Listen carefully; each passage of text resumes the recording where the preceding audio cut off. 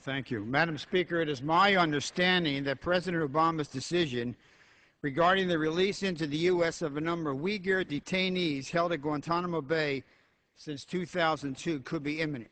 The New York Times, ABC News, and other news outlets have reported that the President will soon release these terrorists into the United States. Yet this Congress has not been briefed on this decision. Let me be clear, these terrorists would not be held in prisons, but they would be released in your neighborhoods. They should not be released into the United States. Do members realize who these people are? There have been published reports that the Uyghurs were members of the Eastern Turkestan Islamic Movement, a designated terrorist organization affiliated with al-Qaeda. Releasing the Uyghurs is a matter of grave concern, a matter which prompted me to send a letter to the President last Friday detailing my reservations about any course of action that could pose a threat to the American people. In my letter, I called on the President to declassify all information about the capture and detention of the Uyghur detainees, including a threat assessment for each detainee who would be released in the U.S. The American people, Madam Speaker, deserve the facts about these detainees and the risk they potentially pose to our communities. Following the precedent that the administration set in declassifying the Office of Legal Counsel interrogation memos, they have a moral obligation to the American people to declassify all relevant information related to the Uyghur detainees. This administration has already shown that it has no qualms about releasing selected classified documents. The White House cannot just pick and choose what classified information it deems worthy of releasing. It cannot have it both ways.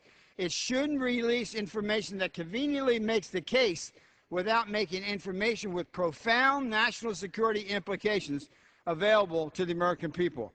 After learning this decision was imminent, I requested briefings from a number of relevant agencies, but all the agencies have told me that the Department of Justice, our Department of Justice, is now preventing them from speaking to me directly on this issue. So much for being open, so much for disclosure. Is the Attorney General preventing agencies from answering members' questions?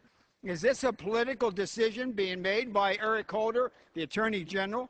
This is not the transparency and accountability the President promised, nor is it the open and constructive relationship they claim they want with Congress. This is at best is poor judgment, and at worst, it's dangerous hypocrisy. Is the administration intent on keeping Congress and the American people in the dark about critically important national security issues?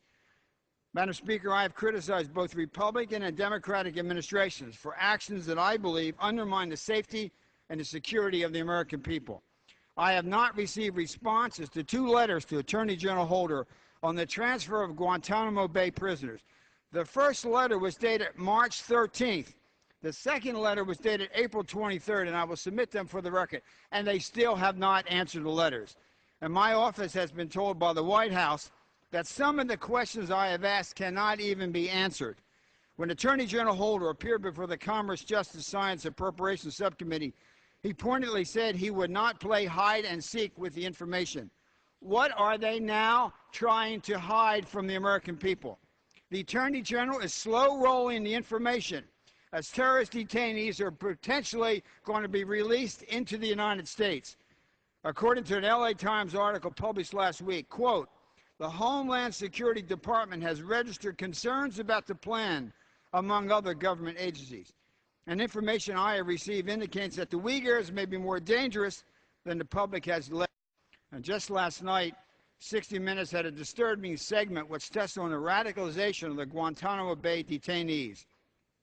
The story indicated that in Saudi Arabia alone, of 117 men returned from Guantanamo, 11 have shown up again on Saudi Arabia's most wanted terrorist list.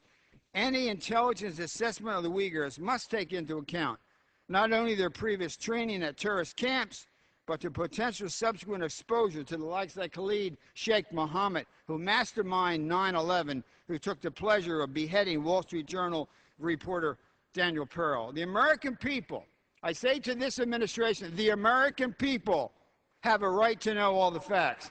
And I fear personally that expediency is clouding their judgment, which is inexcusable after we see what took place on 9/11. The stakes are simply too high for this administration. The reason we think that the American people should simply take their word that these men pose no security threats. I call on the Obama administration to release all the information that they have available so the American people can make the judgment. Time is expired. And ask unanimous that to revise and extend. Without objection. Pursuant to Clause 12A